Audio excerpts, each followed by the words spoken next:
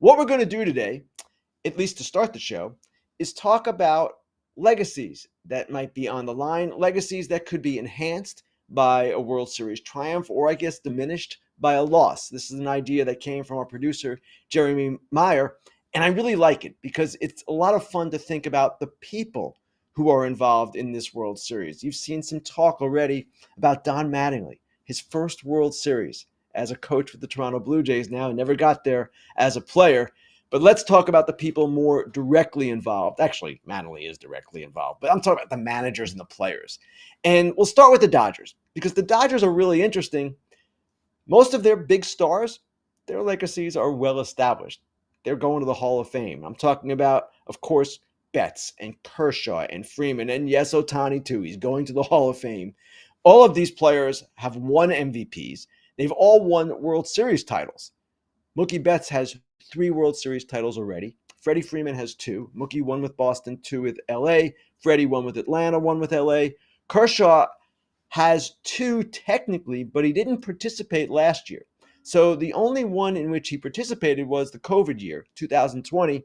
And Ohtani, of course, after joining the Dodgers last year, he has, of course, 1 World Series title as well. So those guys, they're all set with their legacies and their prominence in the sport. The one thing I do want to mention here, though, Mookie Betts and what he has done this season in playing shortstop for a full year, I don't know that he's gotten enough love for that, honestly, because it's an incredible achievement to do what he is doing in his early 30s, going from an easier defensive position to a more difficult one. Shortstop is one of the most difficult positions on the field to play, and he has played it at an extremely high level. He rates out well according to all the advanced metrics. We talk about Ohtani and the miracle of Ohtani, what he does as a player. Mookie Betts, you can't put him in that category. He doesn't pitch. But his transition from right field to shortstop, again, in my view, underplayed. Now, Dave Roberts, let's talk about him too. He can be another manager joining a list that have won 3 World Series. He's actually been to 5 World Series now in his first 10 years as manager. Dodgers have been to 5 in the last 9 years. Roberts, the first manager ever to accomplish that. 5 World Series in his first 10 years. Not all were victories, but he was there. And if he gets to be a 3-time World Series champion, for me, he already probably is in the Hall of Fame, but this would lock it up. All other 10 managers who have won 3 World Series, all the others are in the Hall of Fame, except for Bruce Bochy, who is going to be in the Hall of Fame. So for Dave Roberts, yeah, he can enhance his legacy too, but his too is kind of already established. So as I mentioned, our producer Jeremy Meyer came up with this idea, and his thought for the one guy that can really enhance his legacy is Blake Snell. Blake Snell, 2-time Cy Young winner, has had a tremendous career, will be the Game 1 starter, as you see there. And if you recall, his one appearance in the World Series, 2020, the COVID year, Tampa Bay versus Los Angeles, he was with Tampa Bay. Game 6, 5 1/3 innings. He's allowed 2 hits. He's allowed no runs. He gets pulled with a 1-0 lead, and we all know what happened. It disintegrated from there. Now, that was not Blake Snell's fault, of course. Blake Snell was pulled probably prematurely in that game. But here's a guy that if he adds a World Series title to his resume, it enhances him that much further. And he's going to be an interesting case down the line if he keeps going in Hall of Fame voters' thought processes. Because as we've discussed on other shows, there are going to be pitchers considered with far fewer innings than those in the past because of the way the game is played now. Blake Snell is kind of a classic example of that. Hasn't been the healthiest, doesn't really have the workload that you would want, at least to this point, of a Hall of Fame pitcher.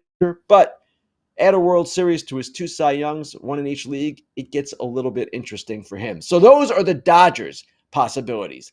Now, when you talk about the Blue Jays, Max Scherzer, he already has 2 World Series titles, 2019 and 2023, Nationals and the Texas Rangers. But Vladimir Guerrero Jr., this will be his first World Series. And he is a guy that, of course, has performed at an extremely high level in the postseason so far. I want to show you something right here because this is unbelievably telling about Vladimir Guerrero and how he has played just in the first 2 rounds of this postseason and where he ranks all time compared to some of the other greats in the game. All right, here is all-time postseason batting. I used a minimum of 40 at-bats here. It's a random number, but that's the number I used. And look at the OPSs here. Bonds, Beltran, Yordan Alvarez in 23, and Guerrero Jr. this year. Those are the top 4 all time. Now, the problem for Vlad Jr. is that his number is likely to go down because he's facing the Dodgers pitching staff that just had a historic run for really the last month or so, and especially in the LCS and the postseason in general. So it's going to be interesting to see if he can keep it going. To me, his legacy, too, is somewhat established already. Now, yes, he has to win a World Series and maybe multiple World Series to be in a different category. But what he has done, as I wrote the other day, he's proven already why he was worth $500 million over 14 years. Now, you got to read the column. I mentioned, yes, he's going to decline in his 30s. They all do. We get that. But the impact he is making on his franchise, on his city, on his country right now is something that is not tangible.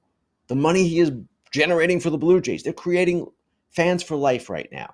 So he's had a really good run, and yes, a World Series title would only enhance things for him. The guy here who might stand the most to gain, I would say it's probably George Springer. Now, George Springer is a really interesting case. He's already played in two World Series, won one in 2017. That one, of course, is tainted because the Astros stole signs illegally and were later penalized by the commissioner for that. But George Springer, now tied for third all-time on the list of postseason home runs. I'll show you the list right here. It's pretty interesting, to say the least, and he is climbing that list minute by minute, it seems. George Springer with 23 career postseason home runs. You see him there. He's tied with Kyle Schwarber, behind Altuve, behind Manny Ramirez. Manny at 29, Altuve at 27, Springer and Schwarber at 23, Bernie Williams at 22. Now I'm going to discuss in the Inside Dish more of the Springer legacy and how we look at the players who were part of the 2017 Astros. But in terms of sheer accomplishment, what he has done, my goodness, hard to dispute George Springer as a great clutch postseason player. 2017 was 1 year. There have been a lot of other years he's been in the playoffs and done really well. So Springer, to me, he can go down as an even greater October legend if he does something big to help the Blue Jays win this World Series. I don't know that it will happen. The Dodgers obviously are favored, but Springer elevated his legacy yet again with the Game 7 3-run shot, go ahead in the 7th inning. He can do even more if in this World Series he has a big performance. Finally, the Blue Jays front office, another interesting element here. If you remember at the start of this season, I've talked about this a lot. Vlad was not signed. The front office, Mark Shapiro, club president, and Ross Atkins, general manager, were under heavy scrutiny. It was thought they might not return after this season. It was thought the Blue Jays might be sellers. They've turned all of this around. So for Shapiro and Atkins, who have been a lot of times criticized heavily in Toronto and outside Toronto, this would be clearly something of a vindication for them. Actually, it already is. The World Series title would only make it that much better. Let's take you through the Arena Club Slab Pack experience. This is part 2 because Todd Father last week pulled a card that he didn't love, yet he sold it back for actually more than what the Slab Pack cost. This time, pulls a card that he likes. Yeah, and this is the best part of it. Ronnie Mauricio, the Mets standout, rookie sensation. He's been absolutely phenomenal. I like the itch of seeing what you're going to get. I like prospects. I don't love them, but seeing this kind of card is actually absolutely beautiful thing. I know a couple people around town that would absolutely love that card. So there's going to be a lot of conversations going on here for Arena Club. And what you do is you have it in your digital showroom. If you want to hand it out locally, then cool. You ask Arena Club to send it to you, and they do, or you can sell it back like you see there. Instant offer for $193, but he's keeping it. And you can do what Todd Father does by going to arenaclub.com/Val and getting 20% off your first card purchase or your first slab pack purchase.